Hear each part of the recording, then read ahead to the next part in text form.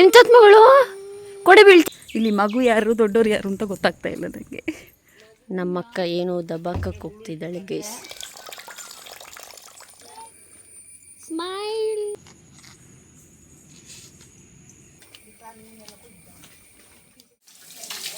Hello friends, welcome back to my channel. Good morning friends. ಇವತ್ತು ಬೆಳಗ್ಗೆ ವ್ಲಾಗನ್ನು ಶುರು ಮಾಡಿದ್ದೀನಿ. ಇವಾಗ ಮಧ್ಯಾಹ್ನ ಊಟಕ್ಕೆ ಅಂತ ಹೇಳಿಬಿಟ್ಟು ಸ್ವಲ್ಪ ತರಕಾರಿಗಳನ್ನೆಲ್ಲ ಹೆಚ್ಕೊಳ್ಳೋಣ ಅಂತೇಳಿ ರೆಡಿ ಮಾಡ್ಕೊತಾ ಇದ್ದೀನಿ.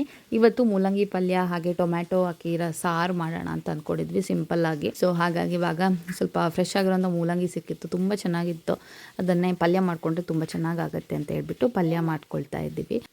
ಹಾಗೆ ನಿನ್ನೆ ತಂಗಿ ಮತ್ತು ತಮ್ಮ ಕೂಡ ಬಂದಿದ್ದರು ಅಲ್ವಾ, ಆ ವ್ಲಾಗನ್ನು ನಾನು ಶೇರ್ ಮಾಡಿದ್ದೆ. ಯಾರಾದರೂ ನೋಡಿಲ್ಲ ಅಂತಂದರೆ ಖಂಡಿತವಾಗ್ಲೂ ಹೋಗಿ ಚೆಕ್ ಮಾಡಿ. ಆ್ಯಂಡ್ ವೀಡಿಯೋಸ್ ಇಷ್ಟ ಆಗಿದೆ ಅಂತಂದರೆ ಲೈಕ್ ಮಾಡೋದನ್ನು ಮರಿಬೇಡಿ. ತಿಂಡಿ ಎಲ್ಲ ಬೇಗನೆ ಆಯಿತು. ಇವತ್ತು ಆ್ಯಕ್ಚುಲಿ ಕೊಟ್ಟಿಗೆ ಮಾಡಿದ್ವಿ, ಹಾಗಾಗಿ ಬೆಳಗ್ಗೆ ಬ್ರೇಕ್ಫಾಸ್ಟ್ದು ತುಂಬ ಹರಿಬರಿ ಅಂತ ಅನಿಸಲ್ಲ. ಜಸ್ಟ್ ಒಂದು ಚಟ್ನಿ ಮಾಡಿಕೊಂಡ್ರೆ ಆಯಿತು ಅಷ್ಟೇನೆ. ಹಾಗೆ ಇವಾಗ ಬೇಗ ತರಕಾರಿ ಎಲ್ಲ ಕಟ್ ಮಾಡ್ಕೊಳ್ಳೋಣ ಅಂತ ಹೇಳಿ ಈಗ ತರಕಾರಿ ಎಲ್ಲ ಕಟ್ ಮಾಡ್ಕೊತಾ ಇದ್ದೀನಿ.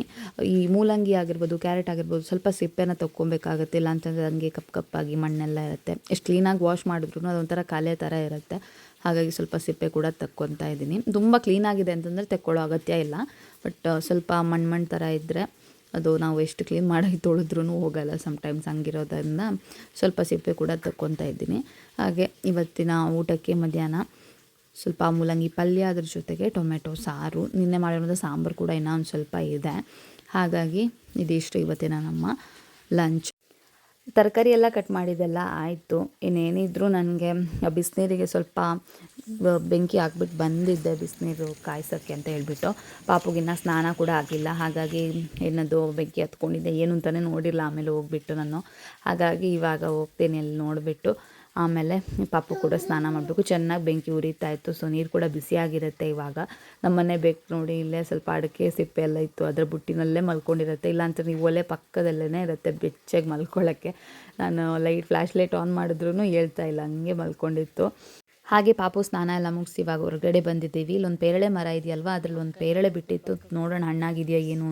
ಏನು ದಬ್ಬಾಗ್ತಿದ್ದಾಳೆ, ಏನು ದಬ್ಬಾಗ್ತಾಳೆ ನೋಡೋಣ. ಪೇರಳೆ ಇದೆ ಅಂತೆ. ಇದವು ಇಲ್ಲಿರೋದು ಎರಡು ದೊಡ್ಡದಿದ್ದು.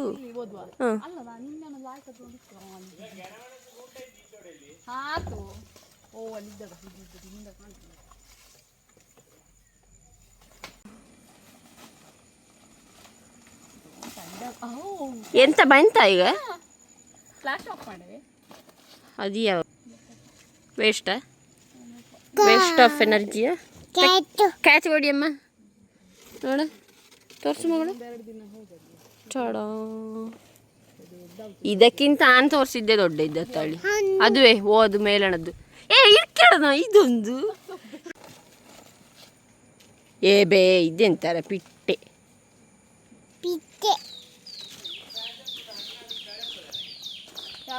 ಬ್ಯೂಟಿಫುಲ್ ದುಬ್ಬಾಗೆ ನೀನು ನಾನು ಹಿಡ್ಕೊಳ್ಳಿ. ಯಾವುದು ಪ್ಯಾಷನ್ ಫ್ರೂಟ್ ಹಣ್ಣದ್ದು ಕೊಯ್ತದ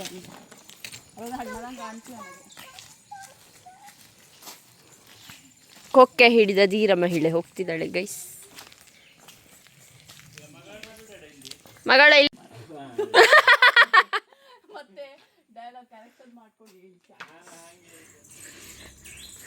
ಇಲ್ಲಿ ಮಗು ಯಾರು ದೊಡ್ಡೋರು ಯಾರು ಅಂತ ಗೊತ್ತಾಗ್ತಾ ಇಲ್ಲ ನನಗೆ. ವಾವ್, ಎಷ್ಟು ಚಂದ ಕಾಣ್ತಿದ್ದ. ಬಬಲ್ ಲೋಕ ಆಗಿಬಿಟ್ಟಿದೆ ನಮ್ಮನೆ, ಬಬಲ್ ಲೋಕ. ವಾವ್, ಸಾಕು. ಅಲ್ಲಿ ಗುಳ್ಳೆ ಬಿಡುವುದರ ಝೂಮ್ ಮಾಡು ಹತ್ತಿರದಿಂದ, ಈ ಬ್ಯಾಕಿಂದ ಅದು ಇದು ಮಾತ್ರ ಬರುತ್ತೆ.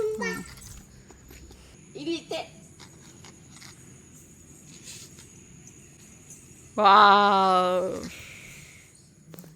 ಫ್ರೆಂಡ್ಸ್. ಹಾಗೆ ಇಲ್ಲಿವಾಗ ಅತ್ತೆ ಹಪ್ಪಳ ಸುಡ್ತಾ ಇದ್ರು. ಮೊನ್ನೆ ನಾವು ಹಪ್ಪಳ ಮಾಡಿದ್ವಿ ಅಂತ ಹೇಳಿದ್ದೆ ಅಲ್ವಾ ಒಂದು ವ್ಲಾಗಲ್ಲಿ, ಹಲಸಿನಕಾಯಿ ಹಪ್ಪಳ. ಅದನ್ನು ಈ ಥರ ಒಲೆನಲ್ಲೇ ಸುಡ್ತಾ ಇದ್ದಾರೆ. ಸೊ ದ್ಯಾಟ್ ಅದು ಒಂಥರ ಚೆನ್ನಾಗಿರುತ್ತೆ ಅಂತ ಹೇಳ್ಬಿಟ್ಟು, ಗ್ಯಾಸಲ್ಲಿ ಅಷ್ಟು ಒಳ್ಳೆಯದಲ್ಲ ಅಂತ ಹೇಳ್ಬಿಟ್ಟು ಒಲೆ ಕೆಂಡದಲ್ಲೇ ಸುಡ್ತಾ ಇದ್ದಾರೆ. ತುಂಬ ಚೆನ್ನಾಗಿರುತ್ತೆ ಈ ಥರ ಹಪ್ಪಳನ ಸುಟ್ಕೊಂಡು ತಿನ್ನೋದು.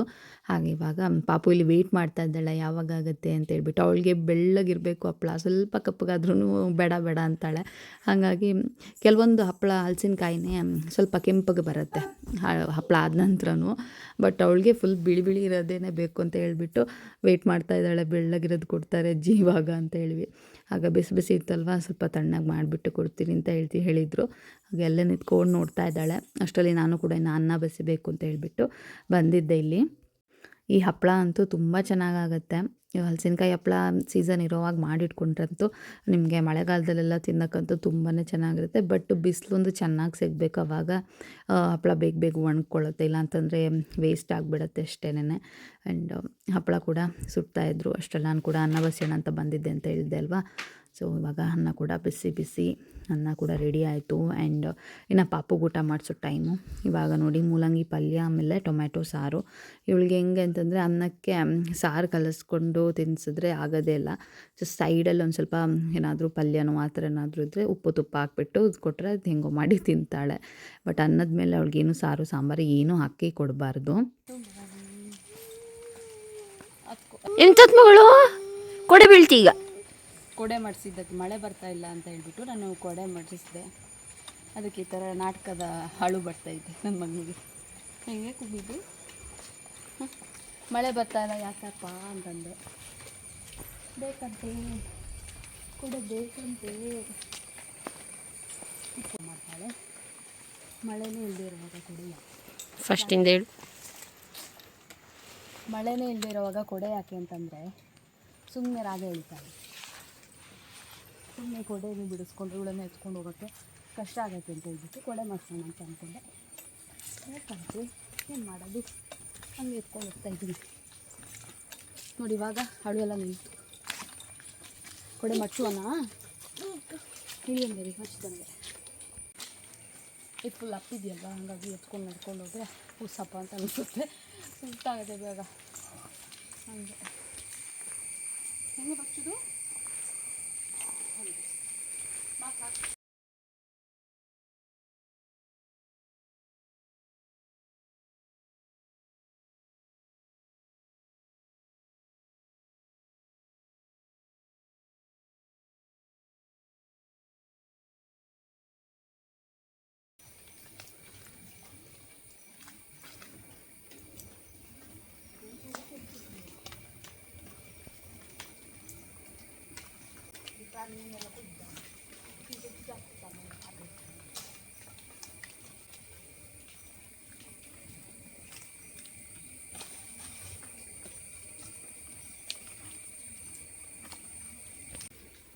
ಅಲ್ಲೇ ಮೇಲೊಂದಿದ್ದು ಇಟ್ಲ ಎಣ್ಣೆ ಹಿಂದಣೆ ಸೆಸಿಲಿ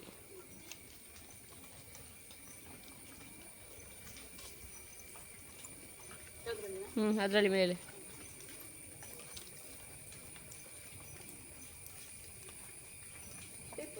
ನೀರು ಎಲ್ಲ ಫ್ರೇಮಿಂದ ಹಿಂದೆ ಹಕ್ಕಿದಿಂದದಿತ್ತು. ಹಕ್ಕಿಂದಲ್ಲ ಅಷ್ಟೇ. ಎಲ್ಲ ತೋಚಿ ಮಾಡಕ್ಕೆ ಇಲ್ಲಿ ನೋಡು, ಚಂದಕ್ಕೆ ನೋಡು. ಸ್ಮೈಲ್ ಗೊಂಬೆ ಹೆಂಗಿದ್ದು ಸೀದಾ. ಆಗ ರಂಬುಟನೆಲ್ಲ ಒಂದು ಸ್ವಲ್ಪ ಸಿಕ್ತು, ಅದನ್ನು ಕೊಯ್ಕೊಂಡು ಹೋಗ್ತಾ ಇದ್ದೀವಿ. ಇಲ್ಲಿ ಒಂದು ಮರದಲ್ಲಿದೆ, ಅದು ನೋಡೋಣ ಸಿಗುತ್ತಾ ಅಂತ. ಅದು ಬಂದು ಊರ ಜಾತಿದು, ಹೈಬ್ರಿಡ್ ಏನೂ ಅಲ್ಲ. ಬಟ್ ಅದೆಲ್ಲ ಹಕ್ಕಿ ತಿನ್ನೋದು ಜಾಸ್ತಿ ಅದನ್ನು, ಹಾಗಾಗಿ ಗೊತ್ತಿಲ್ಲ ಸಿಗುತ್ತಾ ಅಂತ. ಎತ್ತರದಲ್ಲಿದೆ, ಹಾಗಾಗಿ ನೋಡೋಣ, ತೋರಿಸ್ತೀನಿ ನೋಡಿ. ಇಲ್ಲಿದೆ, ಕಾಣಿಸ್ತಿದೆಯಾ? ಹಕ್ಕಿ ತಿಂದುಬಿಟ್ಟಿದೆಯಾ ಅಂತ ಅನಿಸ್ತಾ ಇದೆ ನೋಡಬೇಕಂದ್ರೆ. ನೋಡೋಣ ಸಿಕ್ಕಿದ್ರೆ ಕೊಯ್ತೀನಿ ಅದು ಒಂದೆರಡು. ಇದನ್ನು ಕೊಯ್ಯಕ್ಕೆ ಹೋಗಿ ಕೆಳಗಡೆ ಬಿದ್ರಂತೂ ನೋಡಿ ಪ್ರಪಾತ ಥರ ಇದೆ, ಭಯ ಆಗ್ತಿದೆ ನನಗೆ.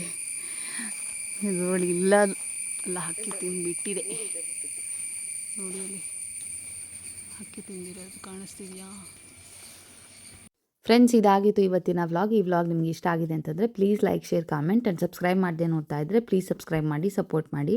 ಸಿಗೋಣ ಇನ್ನೊಂದು ವೀಡಿಯೋದೊಂದಿಗೆ. ಅಲ್ಲಿ ತನಕ take care and bye. Thanks for watching.